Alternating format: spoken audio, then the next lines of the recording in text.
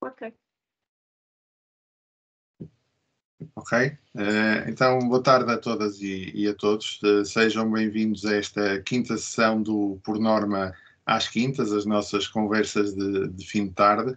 Esta quinta sessão é dedicada a um tema que permanece na ordem do dia para muitas organizações, a continuidade do negócio, fruto do contexto pandémico em que vivemos. Portanto, isto tem sido um desafio para muitas organizações. Queria agradecer a disponibilidade dos oradores para estarem aqui presentes e partilharem quer o seu conhecimento, quer a sua experiência nesta matéria. Tenho a certeza que vai ser uma ação muito enriquecedora para todos e que vamos fechar com chave de ouro esta primeira temporada, entre aspas, do Por Norma às Quintas, porque o Por Norma às Quintas também tem direito às férias e, portanto, iremos fazer aqui uma interrupção e voltaremos previsivelmente em outubro. Deixar um agradecimento especial à Luís Alberto, da EDP, pelo empenho na organização desta sessão e, portanto, não vou demorar mais, vou passar a palavra à Luísa e votos de bom trabalho para todos. Muito obrigada, David. Bem-vindos a todos os que se inscreveram mais uma vez. E eu passaria por apresentar a nossa agenda e aquilo que temos previstos para hoje. Primeiro, iremos falar de uma forma muito breve sobre a estrutura da ISO e sobre os requisitos específicos da norma, em particular na cláusula 8. Depois iremos ter a APSER, através da Raquel, a partilhar o processo de certificação dos sistemas de gestão. Passaremos depois a uma partilha de uma entidade, uma empresa que recentemente certificada, a Galp, através do António Cernadas, em que vai apresentar a implementação de um sistema de gestão de continuidade. E depois iremos ter uma mesa redonda com a participação de vários oradores convidados, em que vai ser dinamizado pela Sandra Garrido, onde iremos debater e abordar o futuro da continuidade de negócio e ver de que forma estes recentes eventos contribuem para aquilo que temos definido até agora e o que é que poderemos fazer de forma diferente daqui para a frente. Por isso, depois também temos um slotzinho de perguntas e respostas. Poderão sempre que necessário, ao longo da sessão, ir colocando algumas questões no chat e que neste tempo dedicado endereçaremos sempre que possível as vossas perguntas. E, posto isto, passarei então a minha breve apresentação sobre os principais requisitos da continuidade de negócio. Portanto, como sabem, de forma genérica, as normas ISO seguem uma estrutura semelhante, em que as suas cláusulas iniciais refletem o contexto, o âmbito, a liderança, o planeamento, o suporte, onde são definidos os objetivos da organização. E depois temos umas cláusulas finais associadas quer à melhoria, quer à avaliação, em que, de uma forma genérica, indicam como é que a empresa se vai posicionar no sentido de continuar, num ciclo de melhoria contínua, a manter o trabalho que iniciou. E depois a minha apresentação, como eu referi, vai focar então apenas a cláusula 8. E, sendo este um tema sobre continuidade de negócio, uma ação sobre a continuidade de negócio, não poderíamos não deixar de referir o que é a continuidade de negócio, ou qual é o conceito da continuidade de negócio. E não é mais do que, a continuidade de negócio não é mais do que a capacidade que a empresa tem para continuar a entregar os seus serviços e produtos numa disrupção, dentro, como é óbvio, dos prazos aceitáveis definidos pela empresa. E, efetivamente, como é que as empresas podem preparar? É essa a questão. Sabemos que existem disrupções, sabemos que todas as organizações estão sujeitas a estas disrupções e como é que nós nos podemos preparar? A cláusula 8, a operacionalização, apresenta-nos um conjunto de passos específicos, que vai desde o ponto 8.1 ao 8.6, e onde nos ajuda nesta operacionalização e na implementação do sistema de gestão de continuidade de negócio, complementada com todas as outras normas, todos os outros requisitos, como é óbvio, mas vamos focar só esta cláusula aqui. Portanto, o ponto central da gestão da continuidade de negócio é termos o planeamento e um controlo operacional eficaz. Só assim é que nós vamos conseguir garantir a realização de todos os passos seguintes. Um dos passos fundamentais é a análise de impacto de negócio, em que permite que as empresas avaliem o impacto da não realização das suas atividades na sequência de uma disrupção. E isto vai permitir o quê? Vai permitir que a organização priorize as suas atividades ou a retoma das suas atividades. E ao compreender estes riscos de disrupção destas atividades prioritárias, conseguimos efetuar uma gestão do risco. E o resultado destes dois processos fundamentais ajuda-nos a determinar quais é que são os níveis adequados, para depois procedermos o quê? À definição das estratégias e das soluções de continuidade de negócio. E uma definição atempada e depois uma posterior implementação destas estratégias possibilitam a adoção de soluções, primeiro para minimizar o risco e depois para mitigar o impacto dessa disrupção. Sendo que estas estratégias e soluções depois têm que ser refletidas em planos e em procedimentos de continuidade de negócio, que definem a forma como é que a empresa poderá responder perante uma disrupção. E depois como é que nós validamos estas soluções, ou a eficácia destas soluções? Através dos exercícios, que é o que aparece aqui no 8.5. Ou seja, o programa de exercícios permite à organização validar a eficácia das soluções e das estratégias, dos planos e dos procedimentos que foram desenvolvidos, ajudando a promover a consciencialização e o desenvolvimento das competências e a garantir que os planos e procedimentos de continuidade de negócio são completos, atuais e adequados. Permite-nos fazer aqui um acompanhamento deste ciclo.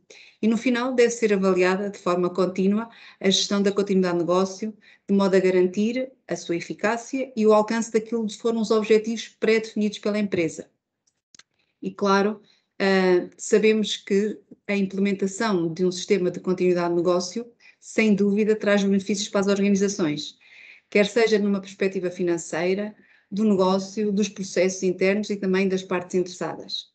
Ao nível da redução dos custos diretos e indiretos decorrentes destas disrupções, quer seja na melhoria da reputação e credibilidade da empresa, na melhoria da capacidade de se manter eficaz durante as disrupções e também pelo facto de considerar as expectativas das partes interessadas neste ciclo de gestão sistemático.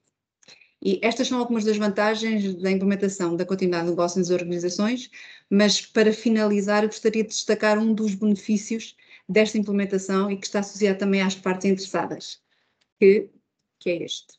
Ou seja, eu vejo isto quase como uma recompensa de todos nós que trabalhamos na continuidade de negócio, que as partes interessadas, a implementação do sistema de gestão de continuidade de negócio inspira confiança na capacidade da organização para ter sucesso.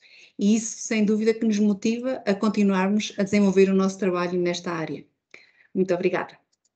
E agora, sem demoras, passaria a apresentação à Raquel, o processo de certificação dos sistemas. A Raquel nasceu em Santiago de Compostela há 42 anos, cresceu e viveu em Lisboa, até ir nasceu em Espanha, viveu em Espanha e foi através de uma bolsa de Erasmus enquanto estudante de Engenharia Florestal e nos recursos naturais. Acabou por se licenciar na Universidade Técnica de Lisboa em 2005 e iniciou o seu percurso profissional em Portugal.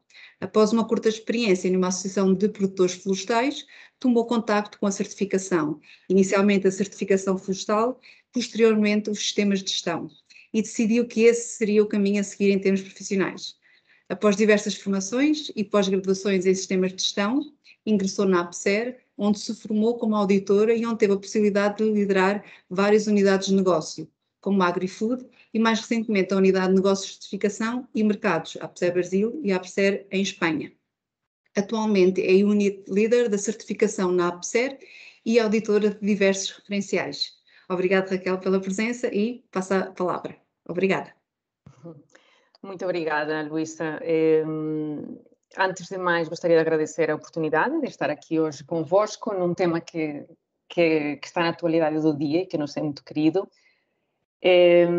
Cabe-me a mim apresentar o que é o processo de certificação, em que consiste, quais são os passos e, se me permitirem, antes de entrarmos nesse tema, eu em 2 minutos gostava de apresentar a APSER para quem não conhece. Portanto, a nossa APSER é um organismo de certificação português, estamos a fazer 25 anos em 2021, este ano, que temos como propósito cuidar da sustentabilidade e qualidade de vida das pessoas, o que contribui para a nossa missão, que é construir confiança entre pessoas e organizações, melhorando as práticas de gestão e contribuindo para uma sociedade sustentável, e como visão ser um parceiro global na promoção da confiança. Os nossos valores são a competência, o compromisso, a integridade e a agilidade. Possuímos algumas acreditações que nos permitem prestar serviços de certificação. As mais relevantes para este tema são a acreditação IPAC, do Instituto Português de Acreditação, a acreditação ENAC, que é o congénere do IPAC em Espanha, e do Inmetro, que é um equivalente no Brasil. A APSER realiza, portanto, diversas atividades. Eu represento a certificação, mas temos áreas de negócio para educação e formação. Temos áreas de negócio especializadas na certificação em alguns setores de atividade, por exemplo, a AgriFood, que é a fileira agroindustrial. Temos a Supply Chain, que está focada em prestações de serviço que têm a ver com criar confiança na cadeia de fornecimento. A Forest, que é para a indústria florestal, e T-Security, muito relevante nesta altura também, e a Climate Change, que disponibiliza produtos regulamentares no âmbito das alterações climáticas. Em relação aos países onde nós atuamos, a APSER, como referi, é uma organização nascida em Portugal. Neste momento atuamos em muitos países através de meios próprios ou através de representantes e parcerias.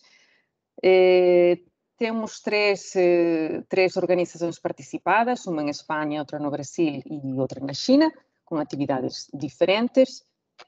E ao longo destes 25 anos de experiência, já emitimos 7.000 certificados e realizamos, em média, 13.000 dias de auditoria por ano.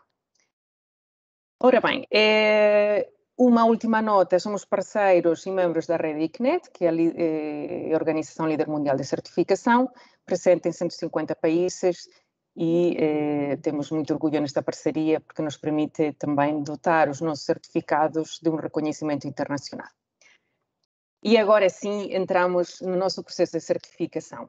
Bom, aquilo que eu tenho para vos apresentar é, no fundo, o processo que se inicia naturalmente no momento em que existe uma aceitação de uma proposta de serviço da APSER, proposta essa que é elaborada tendo em conta aquilo que nós chamamos pressupostos, que não é mais do que a definição do âmbito de certificação, que naturalmente são as atividades que irão ser consideradas no âmbito da auditoria, os locais, os colaboradores abrangidos por esse âmbito.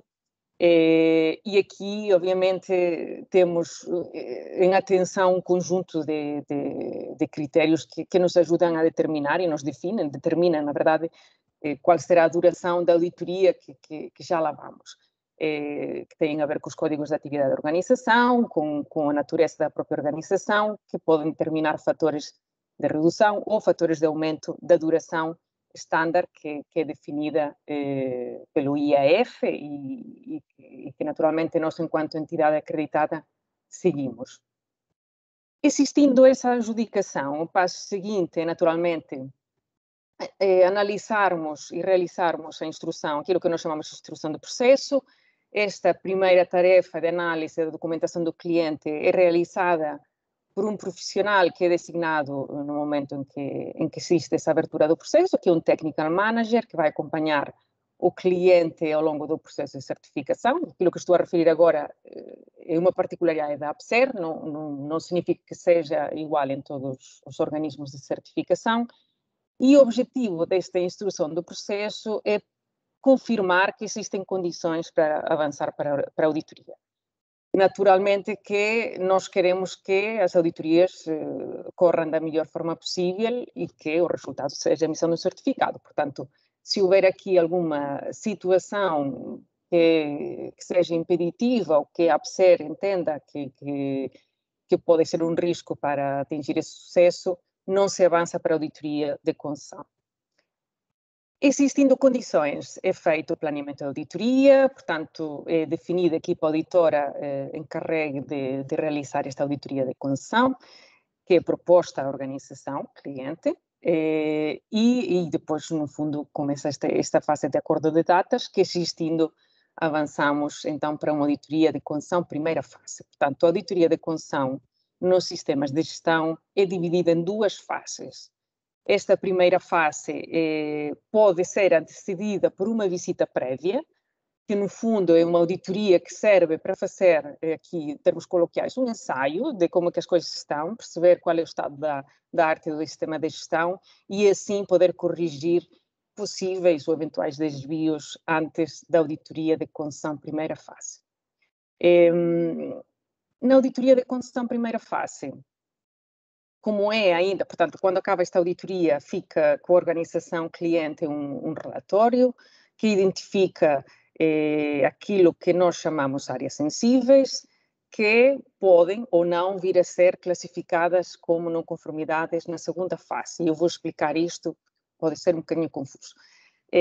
A auditoria de concessão, primeira fase, é uma parte da auditoria de concessão. E como não concluiu, não é possível classificar as constatações com um determinado grau, porque até a emissão do relatório da auditoria segunda fase, a organização pode resolver esses eventuais desvios. Portanto, a classificação das constatações, as constatações são, no fundo, evidências de algum desvio, não é? Que exista na própria auditoria, ao critério da auditoria, a norma em questão, e que poderão ser ou não efetivamente não conformidades. Ou seja, a equipa auditora irá claramente referir estas são, estas não, para que o foco e o esforço seja feito naquelas que sim são efetivamente desvios à norma, ou seja, não conformidades. Entre a auditoria de concessão primeira fase e a auditoria de concessão segunda fase existe um prazo máximo de 12 meses. Passado esse tempo, e caso não seja feita a auditoria de concessão segunda fase, terá que ser feita novamente a auditoria de concessão primeira fase. Ora bem, na auditoria de concessão segunda fase, aqui sim, já temos um relatório que identifica não conformidades maiores, caso existam, naturalmente não conformidades, áreas sensíveis e oportunidades de melhoria.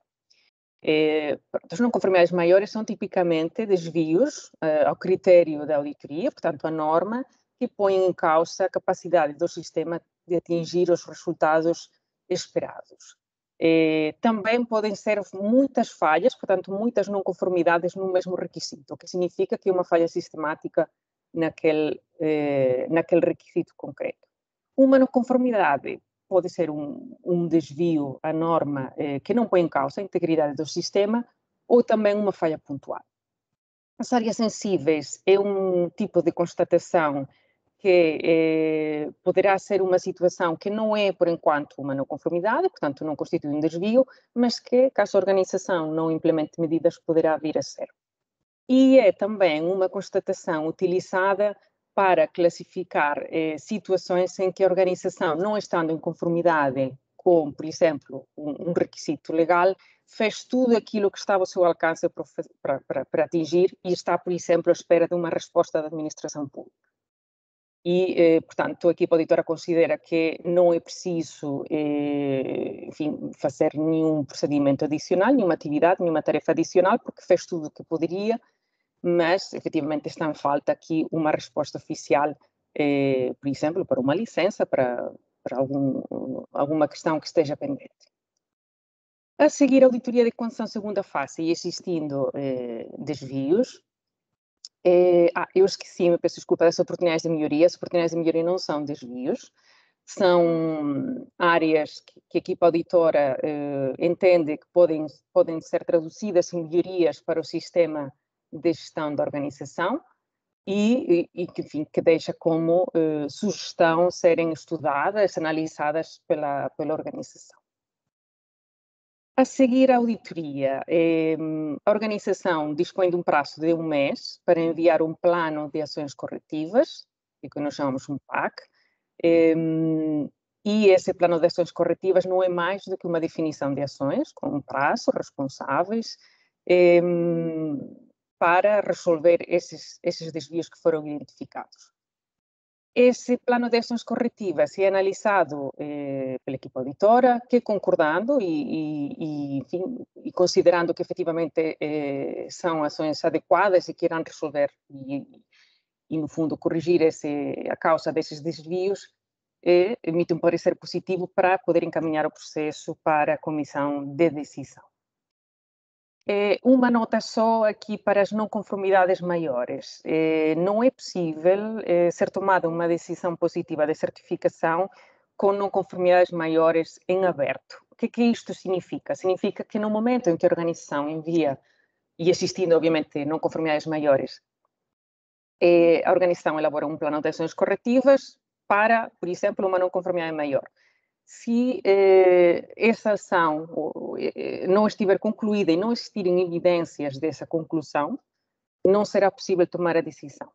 Okay? Portanto, tem que haver, as não conformidades maiores não podem estar em aberto e, enfim, e é mesmo assim e faz bastante sentido que seja dessa forma. Comissão de decisão, existindo condições para uma decisão positiva, decide-se positivamente a emissão do certificado, que terá uma validade de 3 anos. E eu gostava agora de vos apresentar o que é o ciclo fundo de certificação, com um exemplo aqui, enfim, imaginando que é uma organização que obteve o seu certificado no dia 1 de julho de 2021, há 15 dias, e o que é que vai acontecer a seguir? Portanto, as auditorias de acompanhamento, que devem ocorrer uma vez por ano, portanto, no segundo e no terceiro ano, no caso da auditoria de primeiro acompanhamento, tem que ocorrer necessariamente até 12 meses após a data da decisão, que no caso da PSER é coincidente com a data de emissão do certificado. Isto é um requisito de acreditação, portanto, não pode haver aqui adiamentos da auditoria, tem que ser mesmo até aquele prazo limite. E a auditoria de segundo acompanhamento, que deve ocorrer 12 meses após a auditoria de primeiro acompanhamento. Antes da caducidade do certificado, e sendo que o certificado tem uma validade de 3 anos, o organismo de certificação tem que realizar uma auditoria de renovação que, no caso da APSER, nós definimos que tipicamente deve ocorrer 120 dias antes da data de validade. E por que este prazo de 120 dias? É para garantir que temos tempo de realizar a auditoria, que a organização tem tempo de responder, num prazo de 30 dias, às constatações eventualmente identificadas e a APSER ter tempo de analisar em comissão de decisão e, enfim, se houver necessidade de algum ajuste, algum esclarecimento, de alguma reformulação, não sermos aqui atropelados por um certificado a caducar. Portanto, fazer as coisas com alguma serenidade e com alguma calma. Correndo tudo bem e, obviamente, a comissão de decisão concordando com a renovação, será emitido um novo certificado, novamente, com uma validade de 3 anos.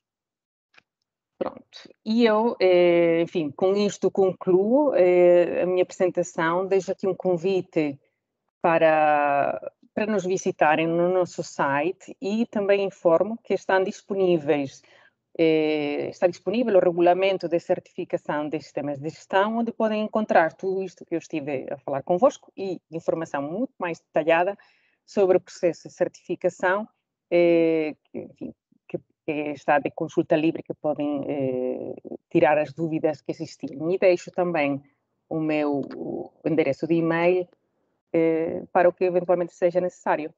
Muito obrigada. Obrigada Raquel pela partilha e pela sua exposição. Eu passaria agora de seguida para a Galp, para o António Cernadas, que é engenheiro eletrotécnico pelo Instituto Superior Técnico, com MBA da Nova e certificações profissionais em gestão de projetos, gestão dos riscos, e da continuidade de negócio. Passou por diversas empresas do setor elétrico e está na Galp desde 2008, tendo sido responsável por projetos de eficiência energética e redução de emissões na refinaria de Sines. É responsável desde 2017 pelo desenvolvimento e implementação de um sistema de gestão de continuidade de negócio na Galp. Obrigada, António. Passo-lhe a palavra. Obrigado, Luísa. Eu vou partilhar a minha apresentação. Estão a ouvir bem? Sim, muito bem. Afirmativo.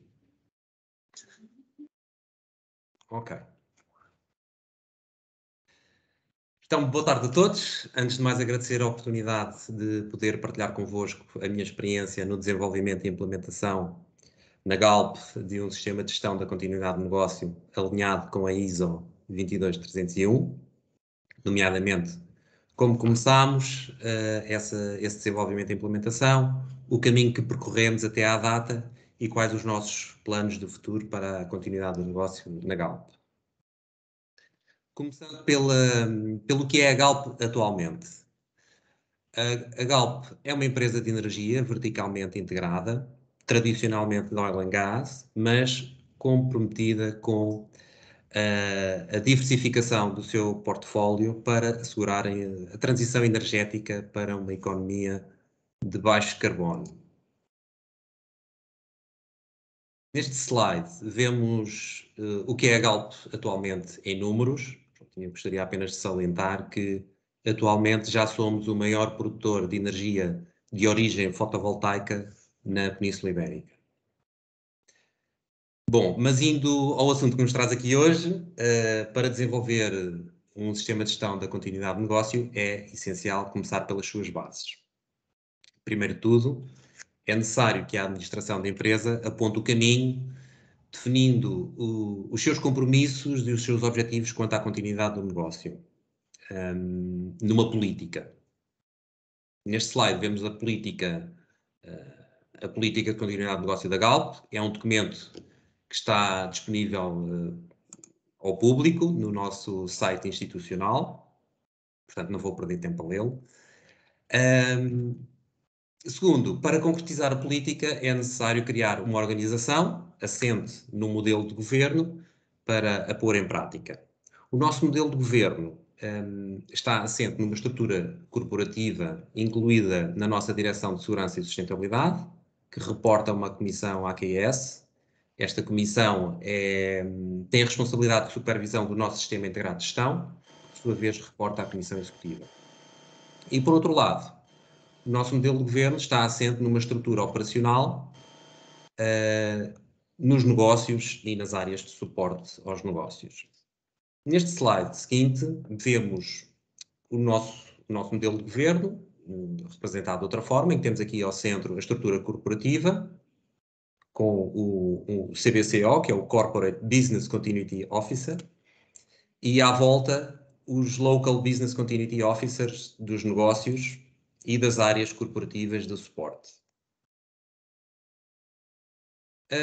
Para completar o modelo de governo, é necessário criar um quadro normativo interno para definir as metodologias e os procedimentos a seguir na gestão da continuidade de negócio, assim como as funções e responsabilidades dentro dessa gestão.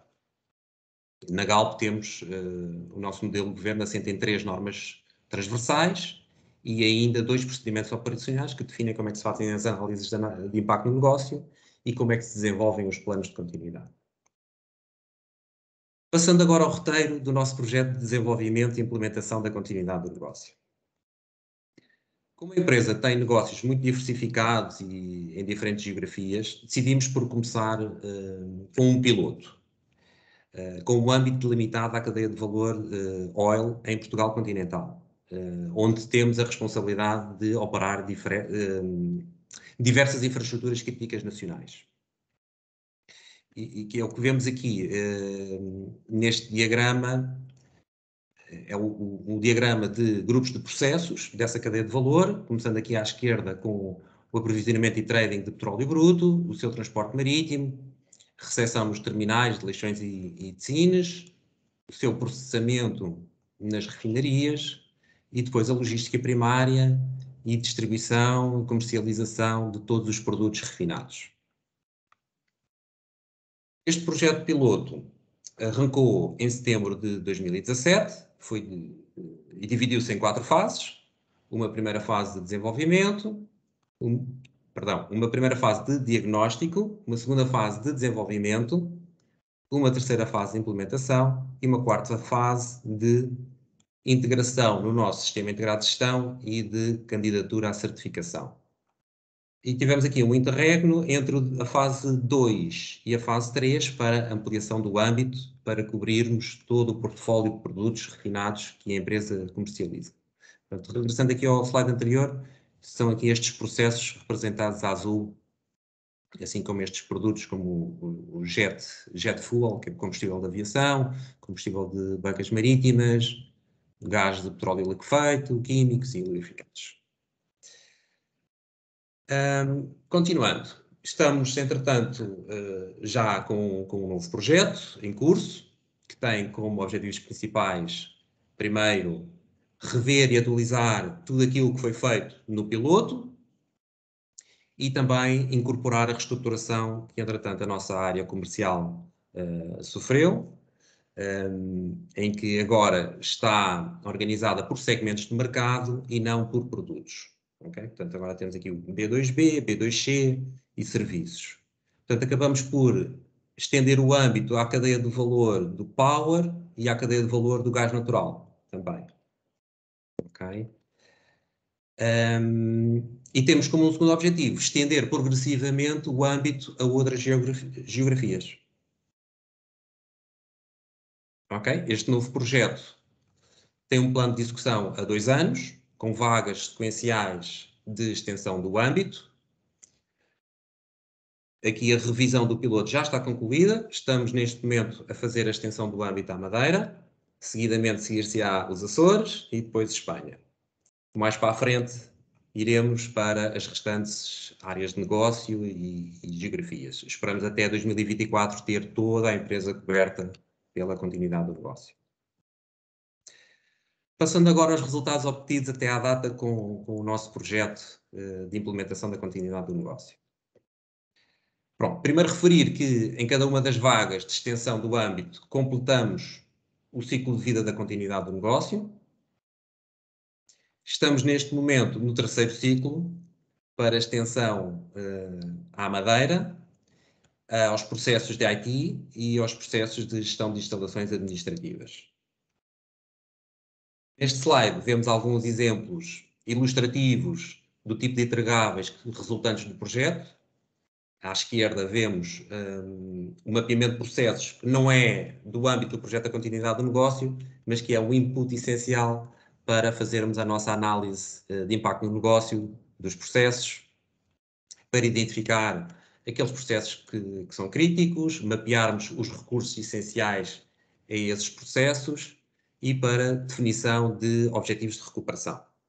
Também, para os processos críticos, realizamos uma análise e avaliação de riscos, para identificar aqueles riscos que estão acima do nível de tolerância, representado aqui por esta linha preta, para os quais temos que definir controlos e ações de mitigação.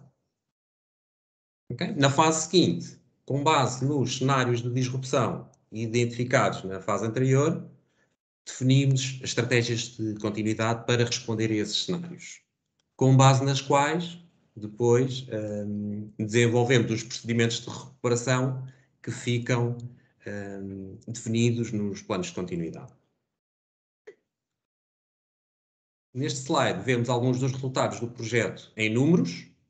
Por exemplo, temos identificado já 123 processos críticos, 70 sistemas de informação críticos, 157 fornecedores críticos, mais de 60 estratégias de continuidade definidas, 16 planos de continuidade e só este ano até à data, já realizámos 6 exercícios de teste de planos de continuidade. Temos também um mapeamento completo dos nossos recursos críticos, seja recursos humanos, sistemas de informação, instalações ou infraestruturas e fornecedores.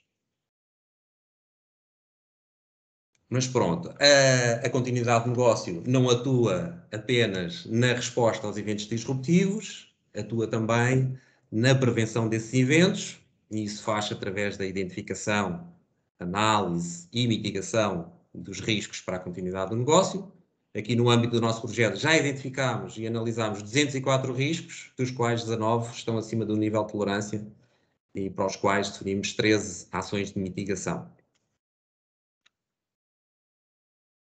Na vertente da preparação da resposta às disrupções, definiram-se 62 estratégias de continuidade e desenvolveram-se 16 planos de continuidade. Estes planos estão estruturados conforme ilustrado neste diagrama, no qual temos um conjunto de planos de continuidade setoriais ou industriais, para as refinarias, para os terminais marítimos, aeroportos, a fábrica de biocombustíveis, logística. E depois temos um conjunto de planos transversais ou corporativos, como o plano de continuidade da nossa sede, as Torres de Lisboa, para funções prioritárias, fornecedores críticos, o Disaster Recovery e os planos de gestão de crises. Relativamente à gestão de crises, sendo a Galp uma empresa cada vez mais globalizada, com operações em diferentes fusos horários, é muito importante assegurar uma resposta coordenada e eficaz a qualquer crise em qualquer uma destas geografias, para limitar os seus impactos. A estrutura de resposta para a gestão de crises, criada no âmbito da nossa continuidade do negócio, foi organizada em 3 níveis, que vemos aqui à esquerda, e 2 vertentes, né? Com 2 variantes, aliás. Uma variante para crises em Portugal e Espanha, e outra variante para crises noutras geografias.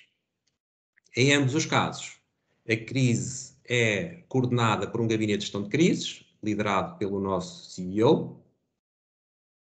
A diferença para as outras geografias é que temos 2 gabinetes de gestão de crise. Um de primeiro nível, ou corporativo, e um gabinete de gestão de crise local, que deve assegurar o interface com os nossos parceiros operadores, como no caso do Brasil, temos como parceiros a Petrobras ou a Equinor. A gestão de crises define as funções e responsabilidades de cada um dos membros do gabinete e define os procedimentos a seguir, desde o momento em que é detectado um incidente até ao encerramento da crise. Finalmente, para a tomada de decisão relativamente à ativação ou não do gabinete, é necessário avaliar os potenciais impactos do incidente que é detectado. E esses impactos podem ser de saúde, ambiente, compliance, etc. Okay? Em função dessa avaliação, determina-se o nível da crise e toma-se a decisão da eventual ativação ou alerta ao gabinete de gestão de crise. Com isto concluo a minha apresentação e agradeço toda a vossa atenção. Obrigado, António, pela sua apresentação e pelo esclarecimento da forma como vocês têm atuado e como é que estão organizados para dar resposta às situações de crise e também como têm evoluído no âmbito da continuidade de negócio. Eu agora passaria, então, à mesa redonda e vou só projetar, fazer aqui a projeção. Chamaria a Sandra Garrido. A Sandra é licenciada em Engenharia Civil desde 2007 na Faculdade de Engenharia da Universidade do Porto. Iniciou a sua atividade profissional em 2007 como projetista de estruturas e em 2010 integrou a EDP Produção, tendo estado ligada à gestão da construção de aproveitamentos hidroelétricos e atualmente está responsável pela implementação do Sistema de Gestão de Continuidade de Negócio, Gestão de Crise e Security da EDP Produção e também é presidente da Subcomissão 2, a Gestão das Emergências e Resiliência Comunitária. Sandra, passo-te a palavra a ti. Obrigada. Obrigada, Luísa. Muito boa tarde a todos. Cabe-me aqui o prazer de dinamizar esta mesa redonda com o título O Futuro da Continuidade do Negócio. Para o fazer, convido a Raquel e o António a voltar e a ligar a câmara para participarem connosco e, adicionalmente, convido o José Matos e a Uxia Fernandes. A Uxia é sócia da Ozona Consulting e especialista em continuidade do negócio com experiência na implementação de sistemas de gestão baseados na ISO 22301.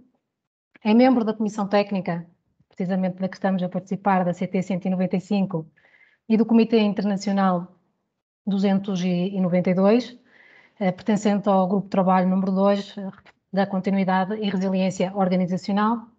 É Project Leader na ISO 22317, relativa a diretrizes para a análise de impacto de negócio. É MBCI e é Master MBCI na ISO 22301 e é membro do Board do capítulo espanhol do BCI. O José Matos, bem-vindo Lucia, obrigada pela presença. O José Matos é licenciado em Ciências Militares Navais pela Escola Naval, do curso da Marinha, na vertente eletrónica. Tem MBA em Gestão de Tecnologia. É certificado pelo PECB como Lead Implementer da ISO 22301. É sócio-gerente da Made to Coach Consulting desde 2014, tendo desempenhado desde 2010 funções de consultoria nos domínios da resiliência organizacional, gestão de crises e continuidade do negócio. É secretário da Comissão Técnica 195, pertence ao Working Group número 9, referente à gestão de crises, e anteriormente prestou serviço ativo como oficial da Marinha Portuguesa até 2010. José Matos, muito boa tarde, bem-vindo. Boa tarde e obrigado. Reforço a todos os participantes que podem juntar-se a esta mesa redonda colocando questões no chat, que integraremos aqui na dinâmica da sessão com todo o gosto. E como mote para iniciarmos a nossa conversa, nós sabemos que um dos primeiros passos para a continuidade do negócio é a consciência que nós, as nossas organizações, têm de ter de que as coisas efetivamente acontecem. Foram selecionados aqui um conjunto de eventos, muitos outros poderiam ter sido selecionados, alguns em Portugal, outros internacionais, mesmo os internacionais, muitas vezes com impacto em Portugal. Estamos precisamente a viver um que é de escala global. E, portanto, a continuidade do negócio tem vindo a assumir uma relevância crescente para os negócios, tornando-se um tema recorrente na agenda da gestão de topo das organizações. Todas as organizações estão sujeitas a riscos, de origem interna ou externa, com potencial de desencadear incidentes, disrupções, com consequências que não sabemos como podem ser se não estiverem preparadas e que podem pôr em causa a sua atividade, os seus objetivos estratégicos e a sua reputação. E com este mote, pensando um bocadinho no futuro, mas também olhando um bocadinho como é que tem sido o passado, eu começava pela Raquel e perguntava-lhe que, como entidade que tem acompanhado a evolução das empresas em Portugal, como é que caracteriza o posicionamento do tecido empresarial português nos últimos 10 anos, em termos de procura por formação, documentação ou até mesmo pela certificação nos temas em torno da continuidade do negócio? Obrigada, Sandra, pela pergunta. Eu vou tentar ser breve, porque poderíamos falar imenso sobre esse assunto. Em termos da certificação de sistemas de gestão, em geral e em particular, de acordo com a norma ISO 22301, aquilo que eu posso transmitir é que a ISO 9001, a ISO 14001 e agora a ISO 45001 continuam a ser os referenciais mais procurados pelas organizações portuguesas, sejam elas privadas, empresas, sejam organizações do setor público. A 22301 tem tido, diria que desde o último ano e meio, uma procura maior, demonstrações de interesse pelas piores razões, não é? Que são estas que a Sandra estava a partilhar. Seja como for, e quando olhamos para os dados do ISO Survey, que eu, enfim, sugiro que aquelas pessoas que tiverem interesse em aprofundar um bocadinho estas estatísticas das tendências consultem, porque são documentos de consulta pública e livre, demonstram que em Portugal, por exemplo, a 22301, nos últimos anos, duplicou o número de certificados. Se bem que partíamos de uma base muito pequenina e, portanto, continua a não ser muito representativo o número de certificados. Em 2019, que é o último ISO Survey que nós temos, tínhamos 6 certificados emitidos, tanto em Portugal. No mundo, o número é bastante diferente e a análise que nós fizemos nota-se que os países asiáticos têm um interesse maior por estas temáticas. Enfim, podemos aqui tentar indagar pelos motivos, não é? As motivações, eventualmente também a cultura, são países com uma cultura mais preocupada com o longo prazo, eventualmente, e com questões que tenham mais a ver com esta antecipação do problema, com a gestão de uma possível crise, e eventualmente também pela história recente que os tem preparado também e tem feito com que se preocupem com muitas questões. Pronto, e eu ficava por aqui porque podíamos continuar a conversar. Tem sentido que é um pouco reativo, é isso, não é? As empresas começam Sim. a sentir as coisas a acontecer. Sim, efetivamente, salvo honrosas exceções, como o caso da Galp, que está hoje aqui presente, não é? Mas em geral, sim, sabemos que a Galp representa, em termos de comportamento, não é? São líderes, no fundo, na adoção destes referenciais, mas a maioria do tecido empresarial português não tem tipicamente este comportamento. Obrigada, Raquel. Eu agora... Já agora gostaria de fazer uma pergunta à Raquel, sim. se me é permitido. Sim. Quais são as empresas em Portugal que já aderiram, não é? Que já pediram a certificação na ISO 22? São de que setores? Quais são os setores mais representativos? Em relação a estes 6 certificados que eu referi, eu não tenho estes dados, porque isto serve. Eu posso dizer que não são clientes da APSER e, portanto, provavelmente são organizações, clientes de outros organismos com outras acreditações, porque não são acreditados pelo IPAC. Aquilo que posso partilhar é que temos sentido um interesse muito grande por parte das seguradoras e por parte da banca, essencialmente. Okay. Obrigado. Obrigada.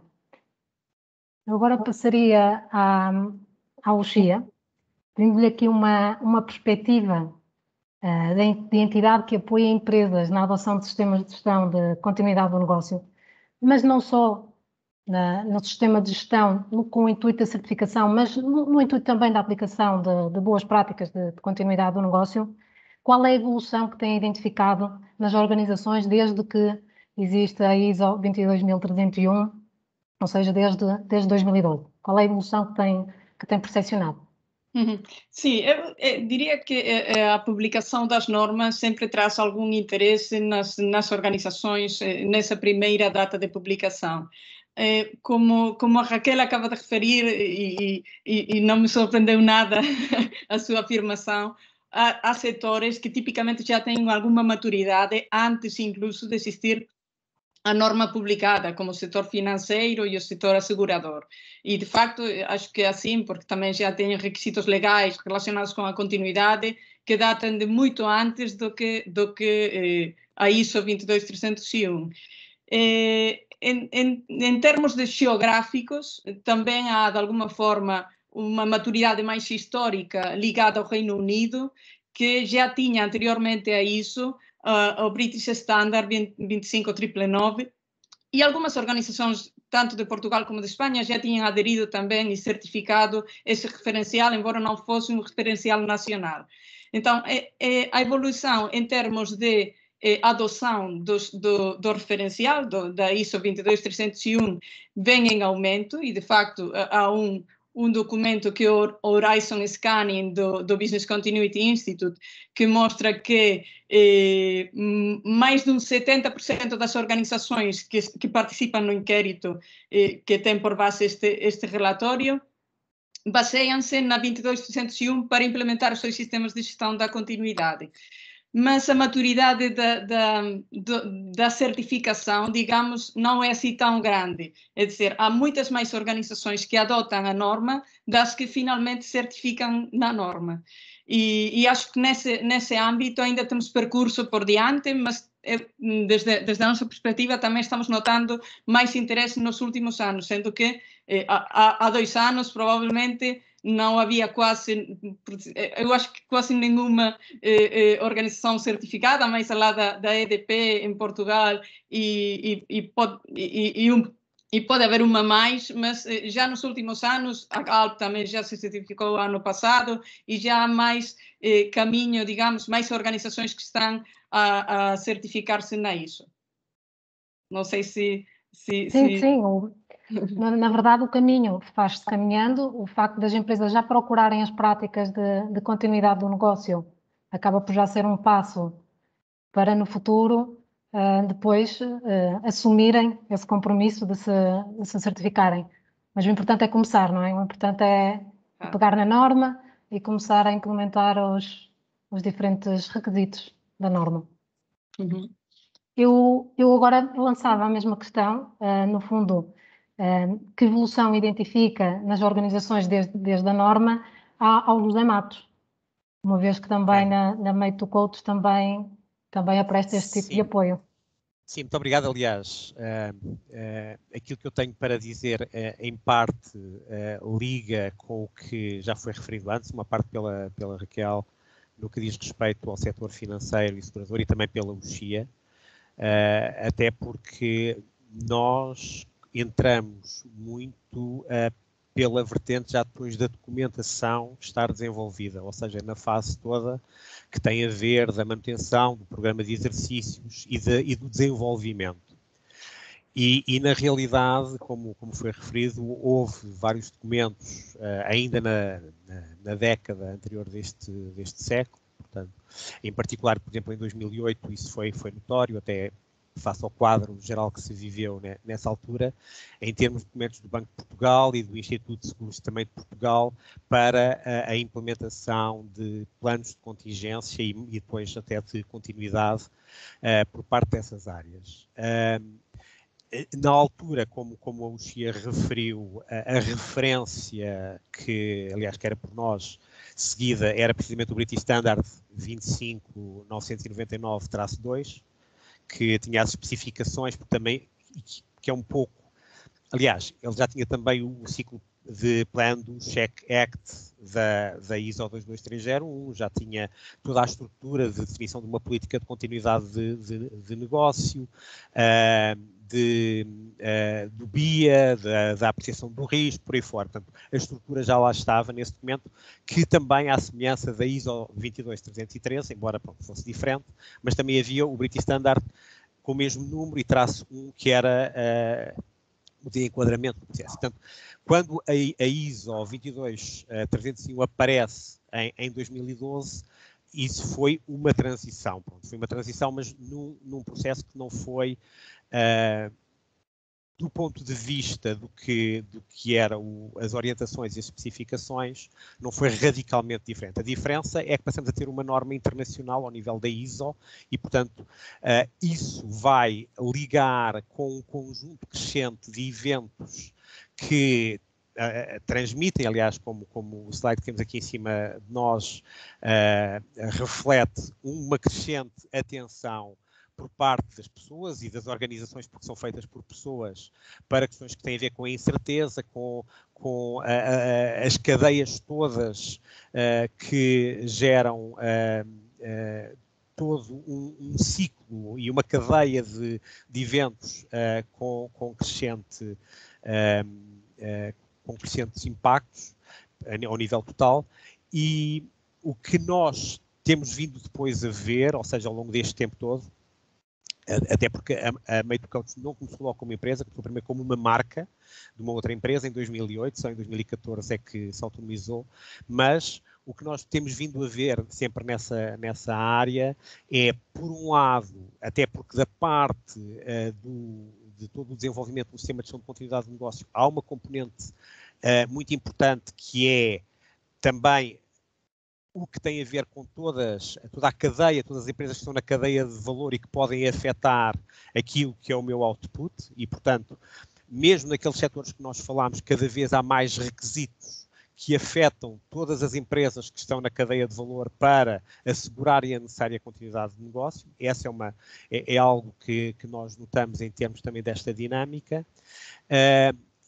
Do ponto de vista das grandes empresas, por uma questão muito de posicionamento, de credibilidade e de reputação e de capacidade que têm, portanto, notamos esse avançar para a norma e para esta temática.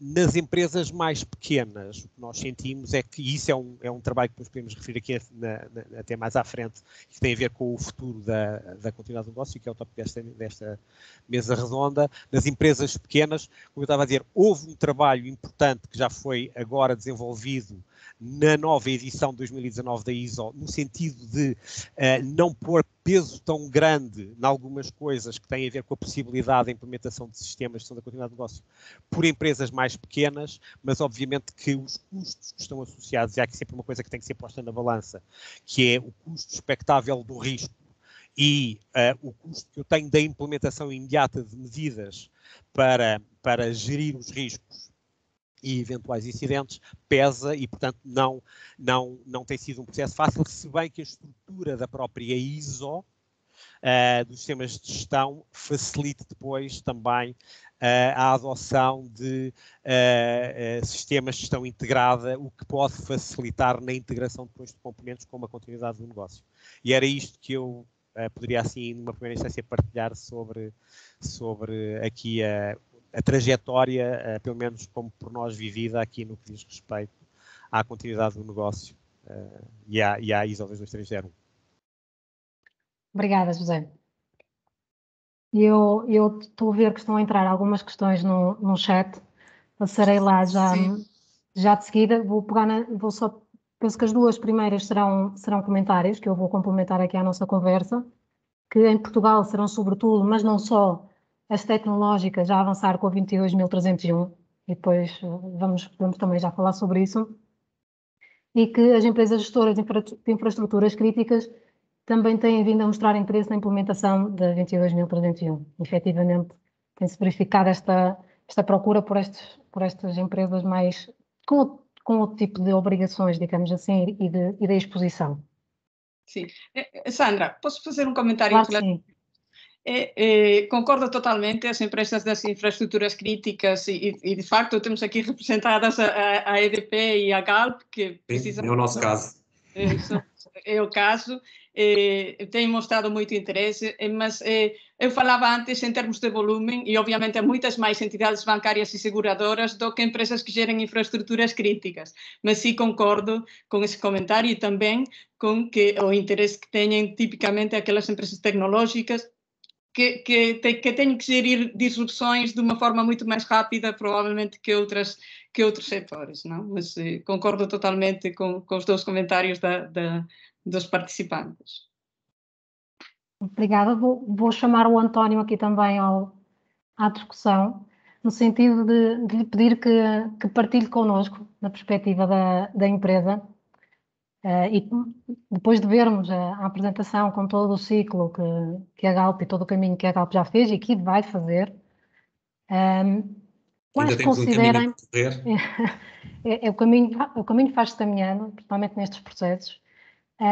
Quais considera serem os principais ganhos? O que é que sente, ou o que é que mede como o maior valor na implementação da continuidade do negócio na Galp?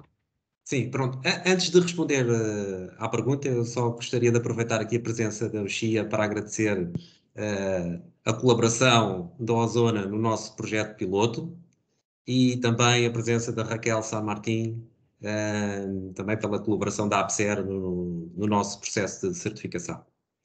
Portanto, foi todo um processo que concluímos com êxito no final do ano passado, com a atribuição da certificação. Uhum. Bom, nos últimos anos a Galp tem sofrido o impacto de diversos eventos disruptivos, aos quais foi sempre respondendo com mais ou menos eficácia, mas sem nunca ter acontecido uma verdadeira disrupção no abastecimento dos nossos produtos ao mercado. Só para lembrar alguns eventos disruptivos, tivemos o ataque cibernético do WannaCry, tivemos um temporal dos Açores que indisponibilizou a infraestrutura portuária da Ilha das Flores durante largos dias e impediu o abastecimento energético à ilha durante esse tempo. Tivemos um furacão em Moçambique que afetou as nossas instalações logísticas de distribuição nesse país. E mais recentemente um evento que nos afetou a todos, que foi a greve dos motoristas de matérias perigosas. Mas pronto, o facto de já termos a continuidade do negócio implementada quando a pandemia de Covid-19 chegou a Portugal, permitiu-nos responder a essa crise de uma forma estruturada e muito eficaz, porque já tínhamos conhecimento prévio de quais eram as nossas equipas críticas, quais eram os nossos fornecedores críticos, sobre os quais deveríamos focar as nossas atenções e os nossos esforços para mitigar situações de contágio ou de surtos nessas equipas e nesses fornecedores. Okay? E isso permitiu que atravessássemos toda a pandemia até agora sem que tivéssemos nenhuma situação de disrupção ou de quebra de serviço. Por outro lado, para mim, na minha opinião, a maior mais-valia de termos implementado um sistema de gestão da continuidade do negócio, para além de aumentar a resiliência da organização, é termos obtido um conhecimento aprofundado e detalhado de quais são os recursos absolutamente essenciais para assegurar a continuidade das nossas operações mais críticas. Okay? Essa é, na minha opinião, a grande mais-valia. O autoconhecimento que passaram a ter, não é? E essa capacidade de rapidamente perceberem de que forma que aquele evento pode impactar a organização e responderem a esse evento. Permite-nos focar-nos naquilo que é mais crítico e não dispersar os nossos esforços por inúmeros fornecedores. Nós temos muitas largas centenas de fornecedores, não é? E na pandemia nós percebemos, nós temos que nos focar em determinados fornecedores que são os mais críticos. Por exemplo, os transportadores de combustíveis que fazem a distribuição dos combustíveis pelos postos de abastecimento e pelos clientes industriais. Sem dúvida. Obrigada. Eu pegava aqui nesta questão que nos foi colocada, relativa a uma questão / comentário, de que a continuidade do negócio não tem só a ver, ou por vezes associa-se à segurança da informação. Penso que nós já percorremos aqui uma série de setores e de abordagens da continuidade do negócio que demonstram precisamente que a segurança da informação é uma das peças do puzzle. Porque nós olhamos às infraestruturas físicas, olhamos às infraestruturas tecnológicas, aos recursos. Aliás, se pensarmos precisamente na situação da pandemia que estamos a atravessar, a continuidade do negócio nas organizações foi fundamental, mesmo naquelas que não lhe chamam assim, e eventualmente não teve nada ligado à segurança da informação. Eu pedi-vos, eventualmente à Uxia, que se calhar teve menos tempo, que comentasse esta parte do mercado, eventualmente associar a continuidade do negócio à segurança da informação. Sim, acho que historicamente a ISO 27001 tem uma componente de continuidade do negócio que pode fazer com que muitas organizações que estão certificadas na 27001 liguem um bocadinho essa continuidade à segurança da informação. Mas concordo totalmente com o que a Sandra disse, há outras componentes, como a cadeia de fornecimentos, as infraestruturas físicas e os recursos humanos, que são também peças e para os quais também há que construir estratégias de continuidade.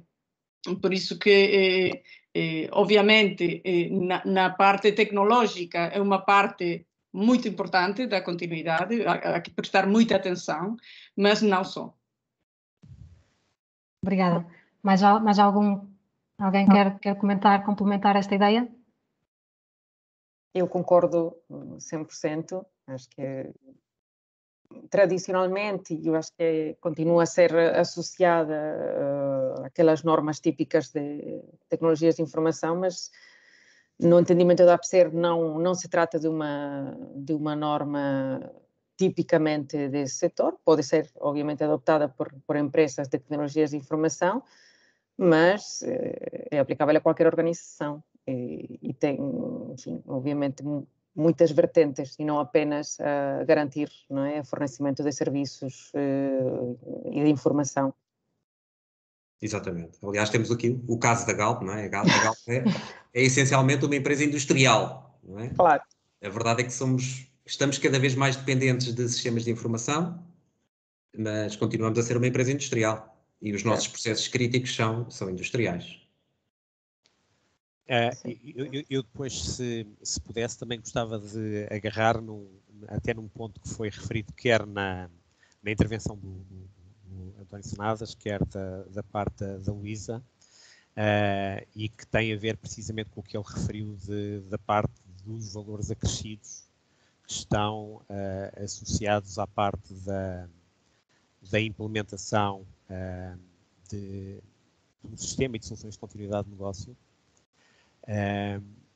e que vão para além, ou seja, para além daqueles que a Luísa referiu, que têm a ver com a parte do negócio, com a parte financeira, com a parte das partes interessadas e da melhor ligação com as partes interessadas, com a parte dos processos internos e com aquela palavra que ela refere da confiança, e que depois também, quando o António referiu a parte de perceber aquilo que é importante a cada momento, que é prioritário, que é uma coisa que é fundamental, não só na parte da gestão da continuidade do negócio, mas muito na parte da gestão de crises, porque aquilo que nós vemos é que a continuidade do negócio, sendo uma das áreas que está agregada vamos lá, na capacidade de resiliência organizacional de uma organização, ou seja, a gente pode dizer que começa numa ponta com a gestão de incidentes, com a gestão das emergências, a gestão de disrupções operacionais, onde entra depois a continuidade do negócio, até à gestão de crises ou até à recuperação de desastres,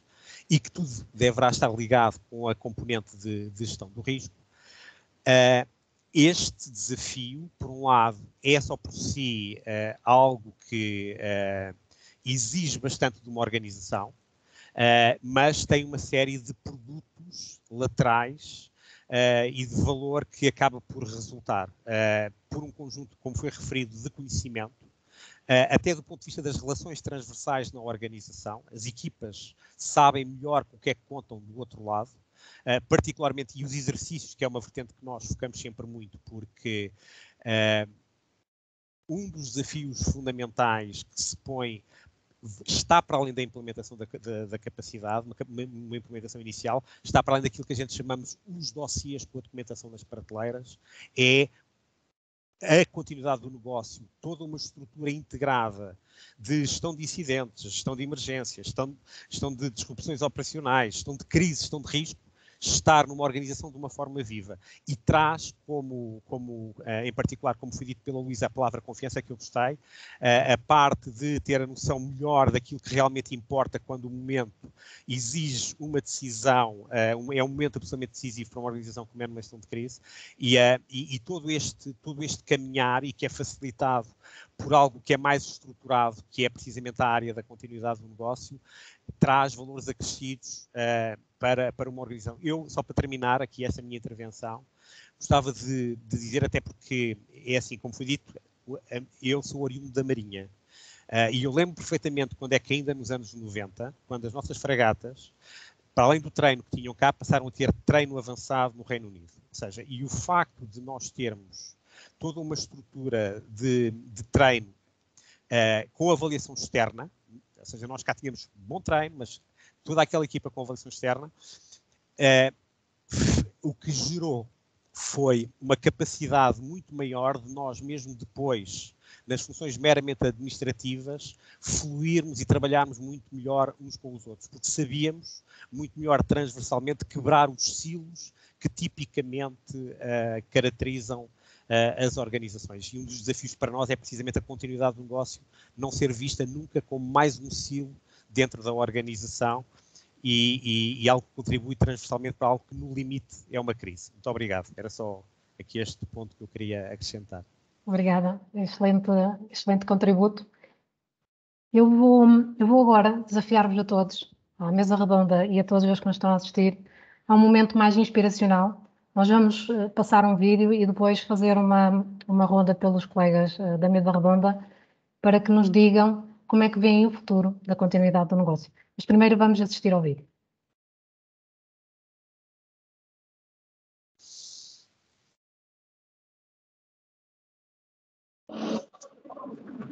You've seen me in the news. Across 300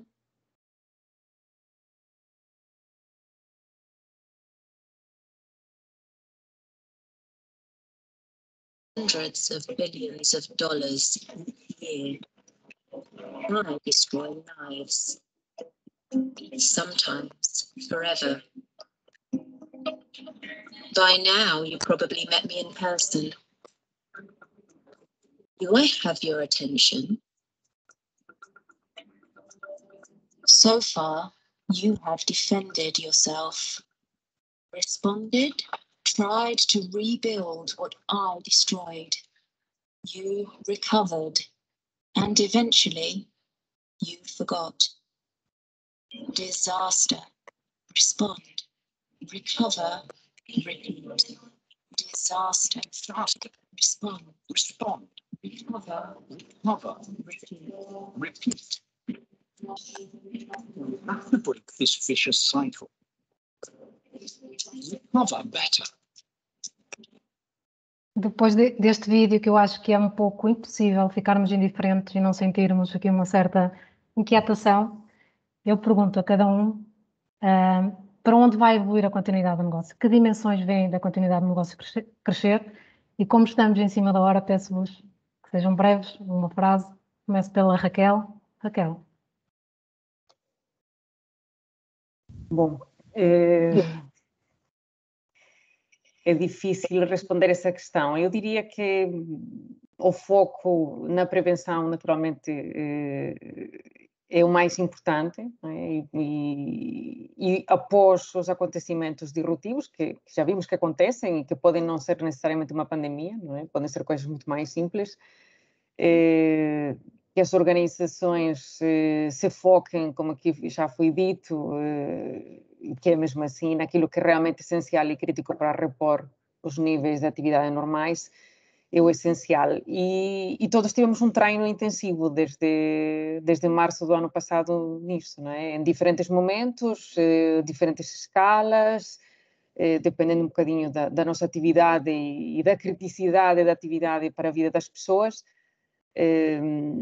Mas, enfim, quando eu ouço nos telejornais e leio artigos que referem que isto é para continuar e que vamos ter mais situações destas, fico um bocadinho arrepiada, não é? Porque todos queremos recuperar a vida que tínhamos antes disto e as organizações, naturalmente, que também desejam uma espécie de normalidade, não é? Seja ela qual for, após tudo que estamos a viver. Portanto, aprendemos, estamos mais treinados, mas ainda temos, obviamente, um caminho para percorrer. Se esta norma ajudar as organizações, que eu acredito que sim, naturalmente, a focar-se no essencial e continuarem a prestar os seus serviços ou retomarem a prestação dos seus serviços ou produtos da forma adequada, será excelente para todos nós, enquanto sociedade. Obrigada, Raquel, sem dúvida. O António Cernadas, o que é que nos deixa como inspiração? Bom, este vídeo leva-nos a pensar que a continuidade do negócio se calhar tem que evoluir para uma maior prevenção dos riscos, não é? Trabalhar mais na parte da prevenção do risco. Isto, mais a curto prazo, penso que vamos evoluir para uma maior automatização de procedimentos com recurso a sistemas de informação, para garantir a manutenção e a fiabilidade do grande volume de informação, de dados relativos à continuidade do negócio. No nosso caso, somos uma organização relativamente grande, já temos um grande volume de dados para gerir. E também para sistemas de suporte à gestão de crises derivadas das alterações climáticas, não é? Das catástrofes naturais, que permitam fazer a notificação em massa de colaboradores para efeitos de segurança e evacuação de zonas que estejam em crise. Tecnologia, alteração climática, a Raquel referiu que compreende a pandemia. O José Matos, o que é que nos diz? Em termos, é assim, houve dois elementos que eu já aludi anteriormente e que penso que vão estar patentes para a frente. Um deles é a necessidade de uma maior integração da parte da continuidade do negócio com toda a estrutura de resposta a incidentes até à gestão de crise no limite por parte de uma organização. A gestão da crise essa que pode não ter necessariamente a ver, como a gente sabe, com aspectos de disrupção operacional, ou seja, apenas com aspectos que têm a ver com a continuidade do negócio. Pode ter a ver, e muitas vezes até infelizmente tem, com várias coisas envolvidas ao mesmo tempo, emergências, desastres, e portanto a necessidade de uma estruturação mais fluida que, aliás, com a criação agora do Working Group 9, que só tem pouco mais de um ano na ISO sobre the Crisis Management, isso é bem notório da necessidade de articulação com as outras áreas todas que já também existem. Portanto, essa é uma tendência que eu penso que, para que tudo possa fluir melhor e de uma forma mais adequada, e até para responder melhor a qualquer tipo de questão que nos apareça, é importante que esteja implementado. Uma segunda tendência que eu acho, no que especificamente diz aqui a ISO, também já referi, é a necessidade dela caminhar em linha com o que já aconteceu para ela facilitar a sua implementação por organizações de menor dimensão. Portanto, porque as coisas têm que ser implementadas numa lógica ajustada à realidade de cada organização.